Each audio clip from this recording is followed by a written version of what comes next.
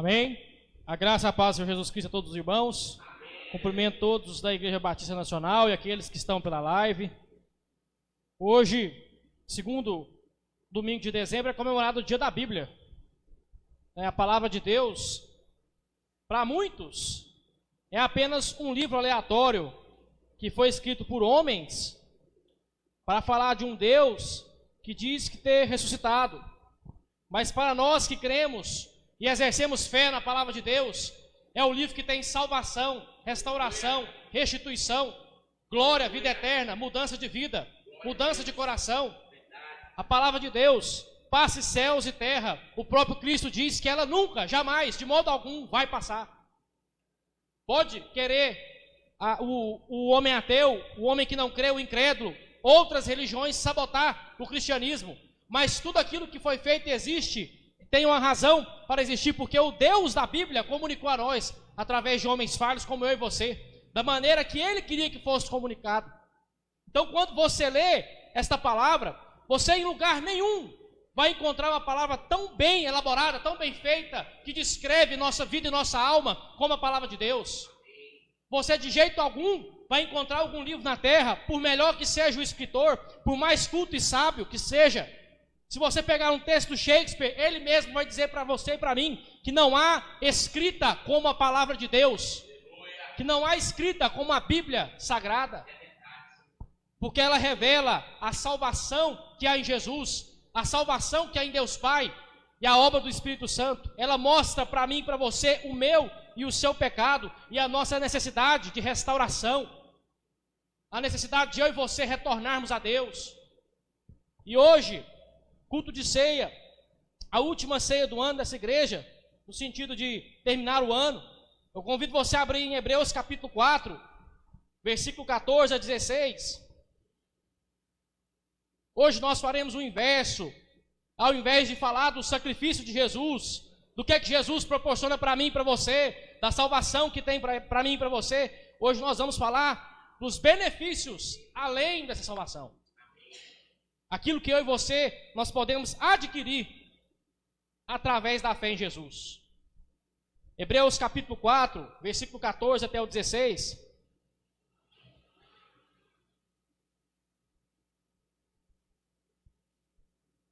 A palavra do Senhor diz assim para mim e para você: portanto, visto que temos um sumo sacerdote que penetrou nos céus, Jesus, o Filho de Deus, retenhamos firmemente a nossa confissão. Porque não temos um sumo sacerdote que não possa compadecer das nossas fraquezas, porém um que, como nós, em tudo foi tentado, mas sem pecado. Chegamos, pois, com confiança ao trono da graça, para que possamos alcançar misericórdia e achar graça para sermos ajudados em tempo oportuno. Amém? Vamos orar. Senhor, nosso Deus e Pai, pedimos atenção, Pai Santo, sobre esta palavra, Jesus. Pai Santo, porque hoje é dia, Jesus Cristo, de restaurar nossas alianças com o Senhor. Pai Santo, de estar edificados pelo sangue e pelo corpo de Jesus Cristo. Senhor, aquele Pai Santo que necessita de uma graça especial para o perdão, Pai, de uma restituição, derrama sobre esse coração, sobre esse homem, sobre essa mulher, sobre esse irmão, Pai Santo, a Tua presença. Restaura, Pai Santo, sara essa terra, sara esse coração, Pai. Pai Santo, que os benefícios da Tua graça venham alcançar, que a Tua misericórdia venha perdoar, Senhor, e que o Senhor Deus venha edificar esta casa para a honra e glória do Teu nome, Jesus. Toda distração, Pai, todo equívoco, Pai Santo, seja caído por terra agora em nome de Jesus.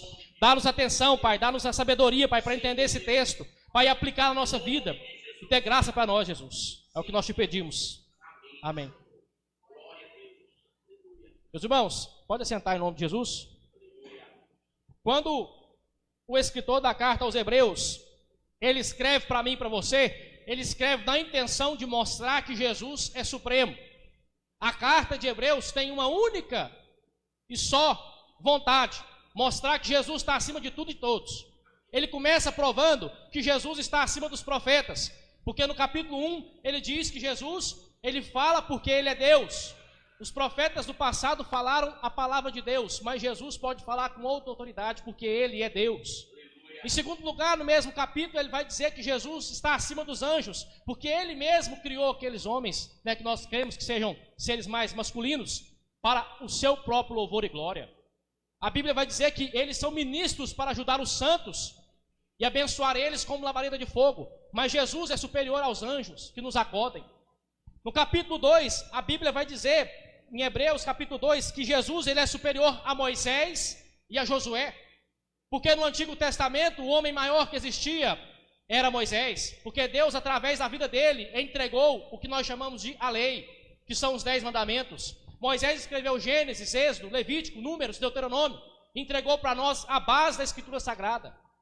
E a Bíblia diz que Moisés foi fiel em toda a sua casa, mas que Jesus é superior a ele, porque Moisés era apenas um servo, Jesus é Deus. No capítulo 4 ele vai mostrar por que dessa superioridade, porque Jesus é um sumo sacerdote, o grande sumo sacerdote. No Antigo Testamento, quando foi feito o tabernáculo do Senhor, ali em Êxodo capítulo 25, você vai ver que necessitava de um homem escolhido por Deus para representar eu e você na presença dele. E a Bíblia diz que nenhum ser humano mortal podia se chegar a esse Deus, chamado Jeová, se fosse do seu mérito próprio. Tinha que ter um outro homem intercedendo através de um sacrifício para que a pessoa chegasse a Deus em oração. Era chamado de sacerdote, alguém que fazia uma oração, uma defesa em lugar de outro. Mais ou menos o que nós chamamos hoje de advogado, só que o advogado celestial era alguém que defendia a causa de um em relação a Deus.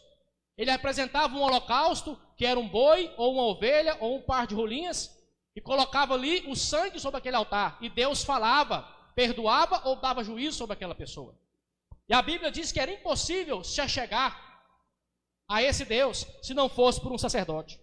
Mas a palavra do Senhor diz que Jesus Cristo, ele foi feito em carne e osso pelo Espírito Santo no ventre daquela mulher, para que ele nascesse, crescesse e morresse em obediência até a cruz, e ressuscitasse, para de uma vez por todas ser o supremo sacerdote, para que eu e você não precisássemos de homens carnais como nós, para nos representar ali diante de Deus.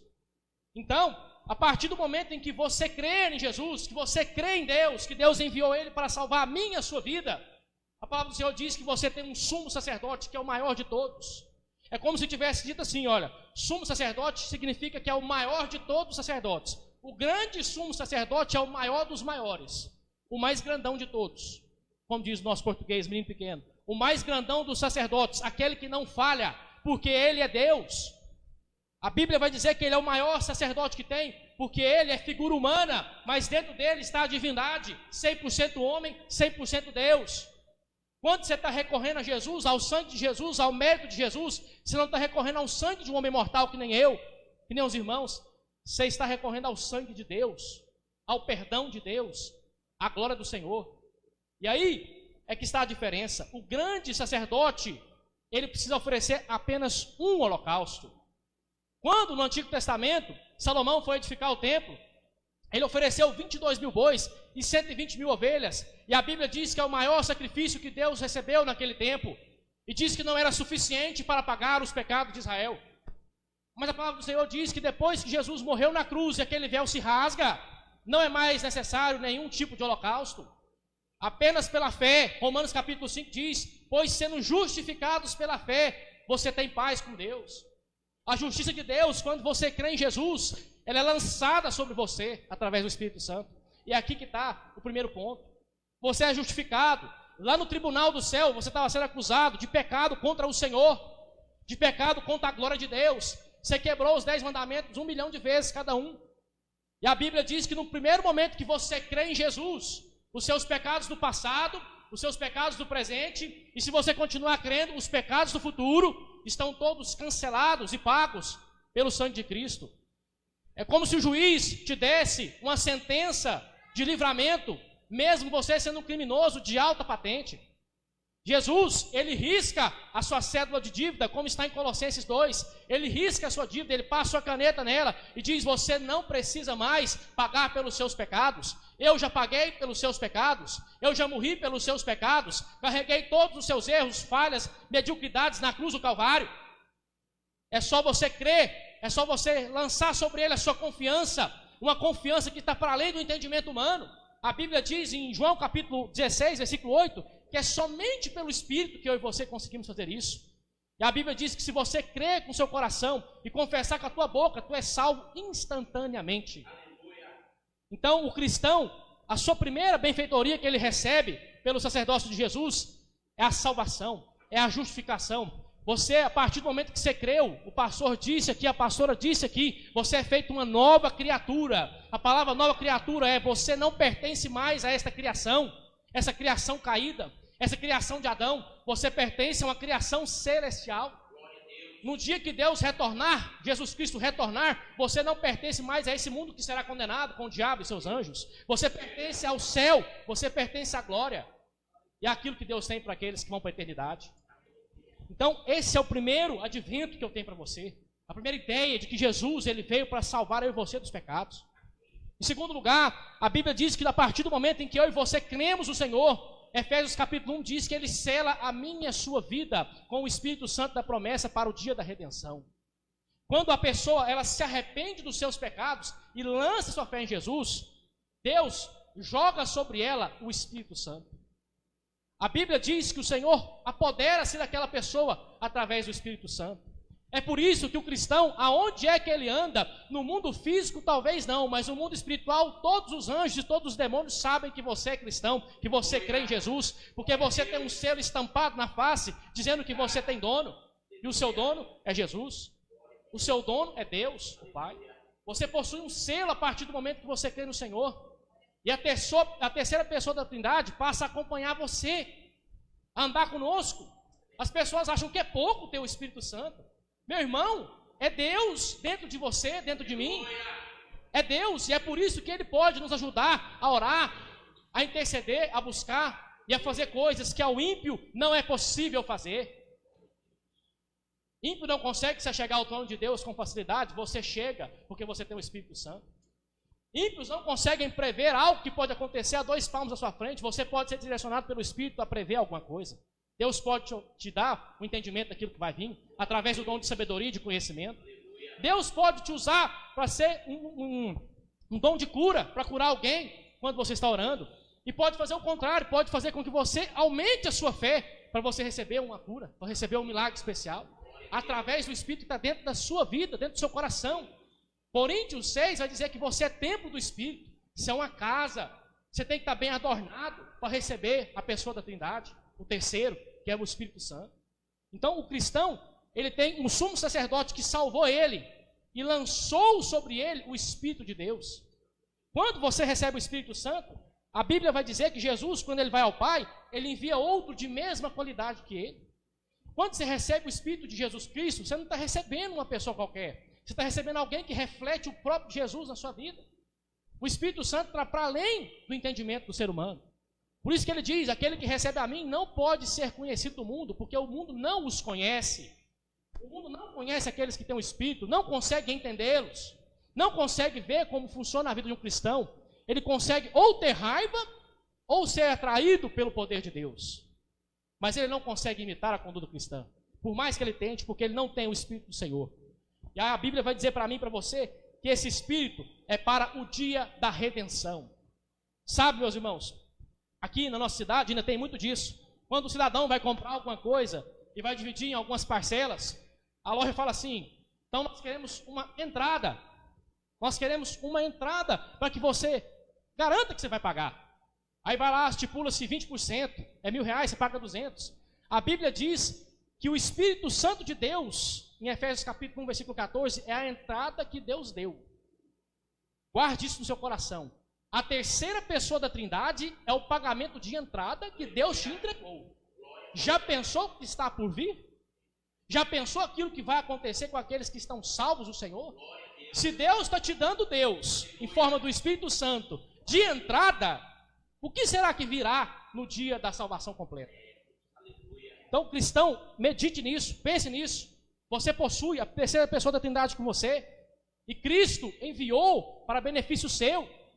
Use desse benefício, peça direcionamento do Espírito, peça a graça do Espírito, peça o entendimento que Deus dá através do Espírito. Ele diz mais, ele diz para mim e para você que há outro benefício, que eu e você temos alguém que nos defende diante de Deus. Jesus Cristo, apesar de ele estar ressuscitado e assentado à direita de Deus, a Bíblia diz que ele continua sendo o sumo sacerdote. ele continua defendendo aqueles que crêem nele. Ele continua pegando as minhas orações que são imperfeitas e derramando o seu sangue sobre elas e entregando ao Pai.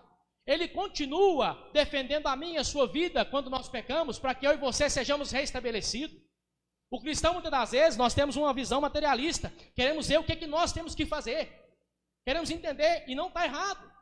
Mas se você entender o que Deus faz pela sua vida, mesmo que você não esteja fazendo, mesmo que você não esteja movendo, vai dar um ar de alívio no seu coração, em saber que Jesus, lá no céu, à direita de Deus, continua apresentando diariamente o seu nome diante da face do Pai.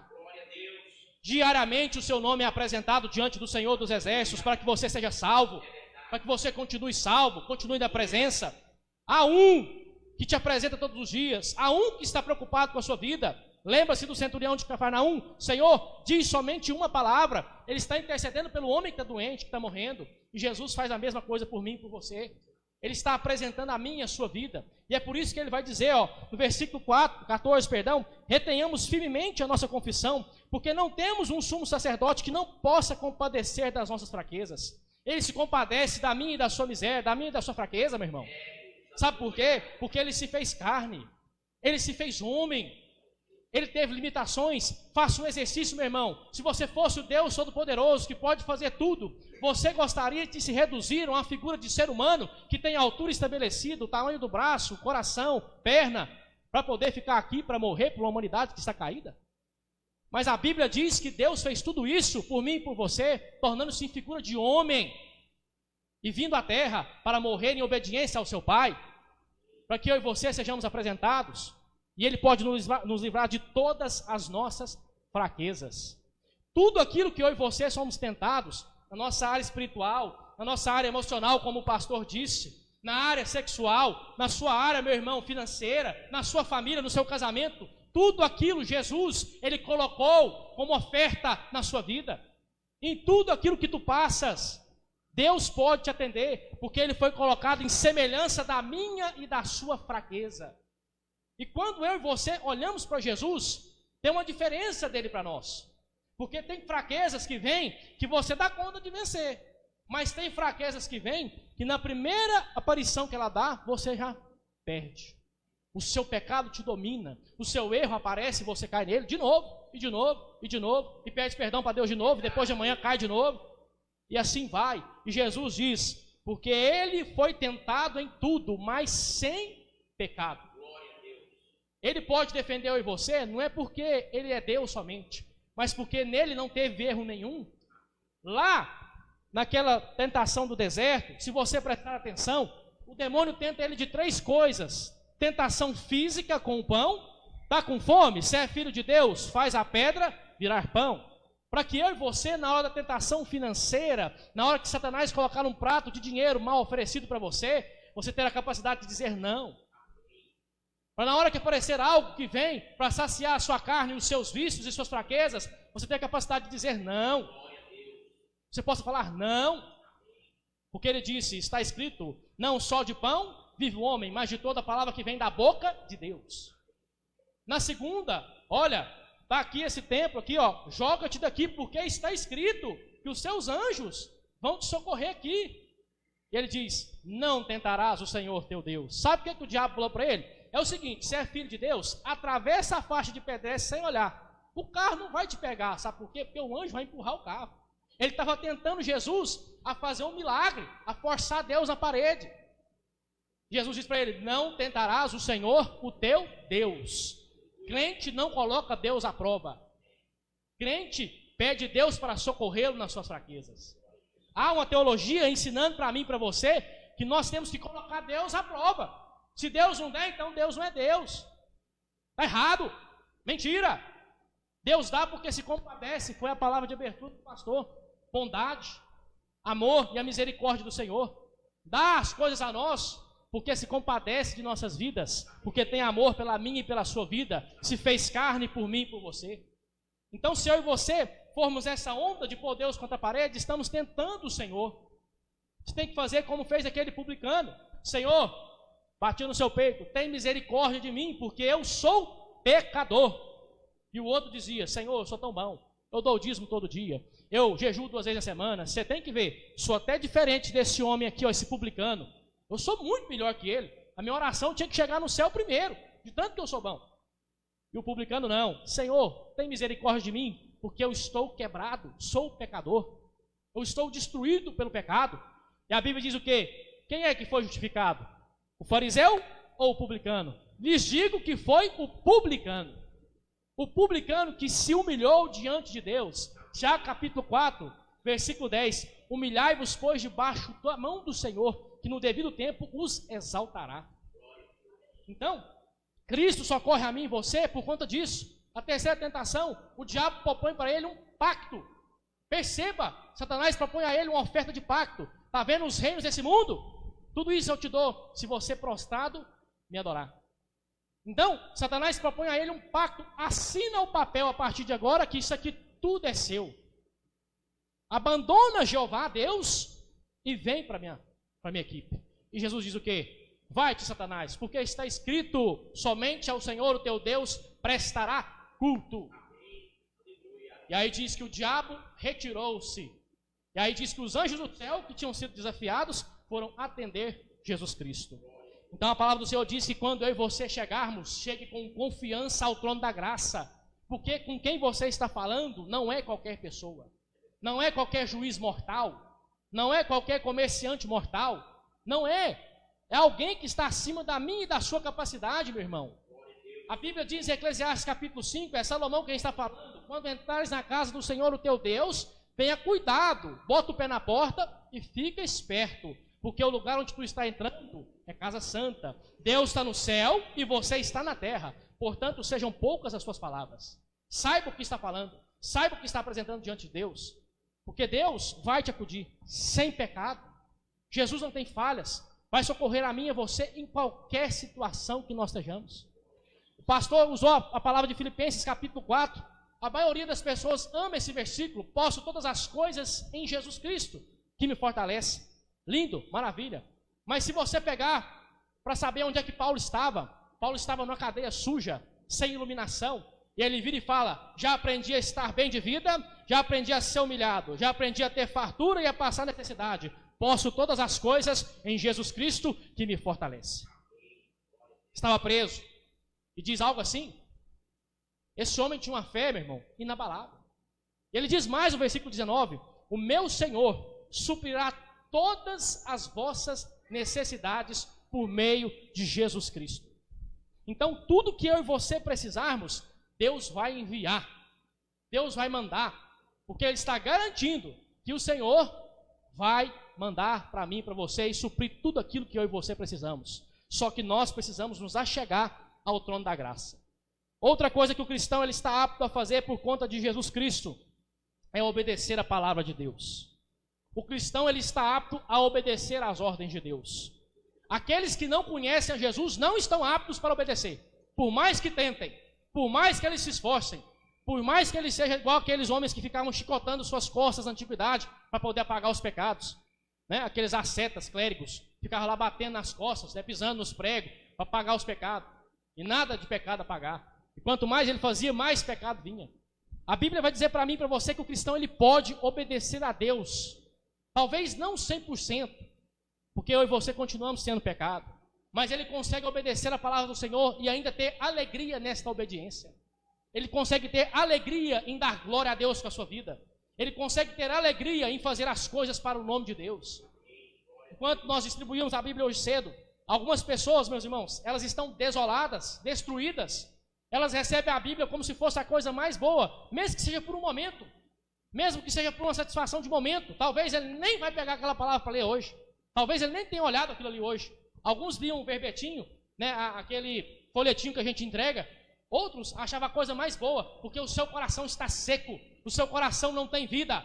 A sua vida está dentro de um buraco. Eles precisam ser levantados de novo.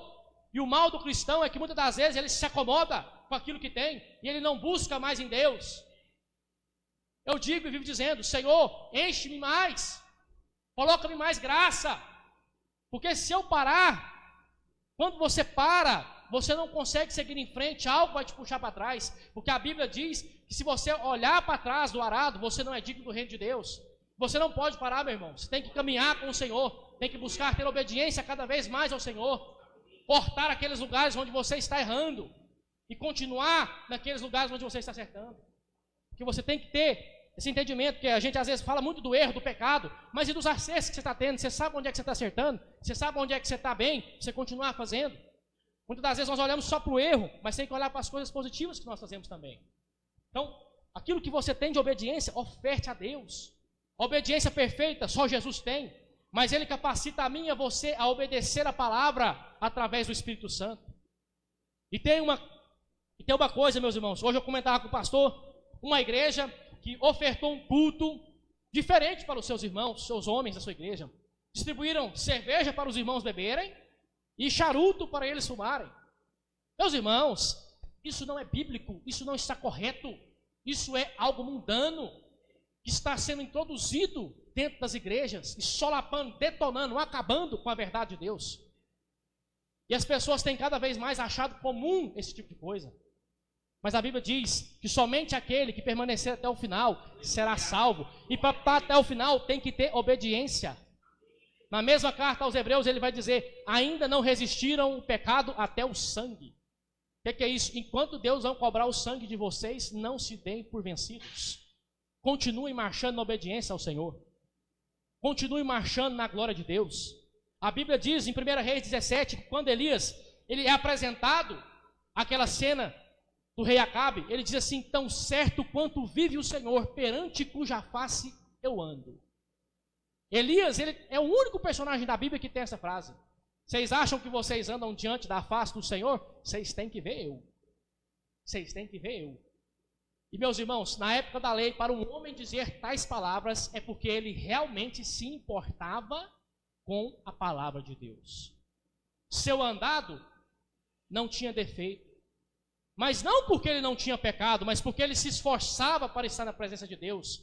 Quando Deus diz para ele: vai parar de chover, ele diz: vai parar de chover. Aí Deus tira ele do mapa. Pregador não gosta de ficar fora do mapa, gosta de ficar pregando. Deus fala para ele: você vai ficar 3 anos fora de Israel. E a Bíblia diz que ele foi obediente por 3 anos. Aí ele pensa: bom, aonde eu vou agora? E Deus fala para ele: agora você vai para o território do inimigo, para Sarepta de Sidom. E lá uma viúva vai te sustentar. Não é você quem vai sustentar ela, meu filho. Ela quem vai te sustentar através da palavra que eu vou te entregar. E a Bíblia diz que em tudo isso ele foi sendo obediente. Obediente até o dia do combate no Monte Carmelo. A Bíblia diz que ele separa-se para um combate contra aqueles homens profetas de Baal. E ele ainda levanta um desafio, diz assim: aquele Deus que responder com fogo, esse realmente é Deus. E a palavra do Senhor diz que quando Elias ora, ele invoca a Deus dizendo: eu faço todas essas coisas em obediência à sua palavra. Em obediência ao que tu me dizes. Cristão tem que ser obediente. Custa caro a obediência. Custa caro obedecer a Deus. Talvez a renúncia é da sua profissão. Talvez a renúncia é do curso que você fez. Talvez a renúncia é daquilo que você está projetando. A minha renúncia foi o meu curso. Eu gastei 5 anos e Deus falou assim: não. Não é para você ficar nesse lugar. E se você teimar, eu vou tirar a minha mão. E Deus tirou a mão. E ali Deus me provou para que eu saísse e fizesse o que Ele queria. E enquanto eu não saí, enquanto eu não renunciei, Deus não me abençoou. Então o cristão precisa obedecer a palavra de Deus, que muitas das vezes vem de maneira única para mim e para você. Nós temos um sistema geral, do qual Deus nos deu, que é a palavra, a Bíblia. Aqui está aquilo que é básico para mim e para você. Mas tem coisas que Deus vai requerer somente de você. Tem coisas que Deus vai pedir para você, só você renunciar. Tem renúncias que é só para você, meu irmão. Tem prova que é só para você, minha irmã. Tem coisas que é só você quem passa, por conta da sua obediência a Deus. O preço talvez é caro, mas a Bíblia diz que a leve e momentânea tribulação não se compara com o peso da glória que Deus tem para mim e para a sua vida. Não se compara à bênção que Deus derrama. Busque ao Senhor, busque a presença de Deus. Para fechar, hoje é dia de ceia, hoje é dia de você retornar ao Senhor. Para aqueles que estão com o coração cambaleando, estão cansados na presença de Deus, a Bíblia diz: acheguem-se com confiança ao trono da graça e peçam misericórdia. O cristão, ele tem passe VIP para chegar diante de Deus, qualquer hora do dia. não precisa matar bicho, não precisa fazer nada. É somente clamar ao Senhor. É somente dobrar os seus joelhos. É somente levantar a sua voz a Deus. E a Bíblia diz que a presença desce para te atender. A Bíblia diz que Deus vai te atender. Então você precisa clamar ao Senhor. Exercitar a sua fé através da oração. Pedir coisas da qual você ainda não pediu. Meu irmão, exercite a sua fé. Peça coisas as quais você não pediu. Vocês lembram de Salomão? O que Deus falou para ele? Tu podia ter pedido dinheiro, você podia ter pedido exército, você podia ter pedido até mulher. Mas você pediu sabedoria para cuidar do meu povo. Porque você pediu sabedoria, eu vou te dar exército, eu vou te dar dinheiro. Que ele foi grande porque ele teve humildade de reconhecer aquilo que devia ser pedido. Cristão, faça isso. Peça algo que realmente traz benefício para você em Deus. Peça algo que realmente traz para você benefício na obra do Senhor. Está desanimado? Peça ânimo. Está desencorajado? Pede coragem. Está cansado? Pede renovo. Esforce-se no Senhor. Esforce-se na presença de Deus. Aquele que precisa de consertar algo que está quebrado, talvez sua família, alguma coisa que você tem, está tudo errado, está tudo errado. Nada funciona. A casa não funciona, os filhos não voltam para Deus. Nada. Clame a Deus com coração sincero. Confessa os erros dessas pessoas. Confessa, seja o sacerdote na vida delas. Confessa, cobre elas de oração. Dou graças a Deus porque aqui tem pessoas que têm orado pela minha vida. Tem pessoas que têm me apresentado. Os meninos têm apresentado oração no grupo. Os meninos têm orado por mim. Então, Deus, Ele tem isso para nós. Tem pessoas que interferem diretamente na nossa vida. E você é instrumento para isso também. Porque enquanto tem pessoas orando para nós, nós devemos orar por outros. Fortalecer outros. Estar apresentando outros na presença de Deus. Orar por aqueles, meus irmãos, que precisam ser quebrantados na presença de Deus. Que precisam ser voltados para Deus.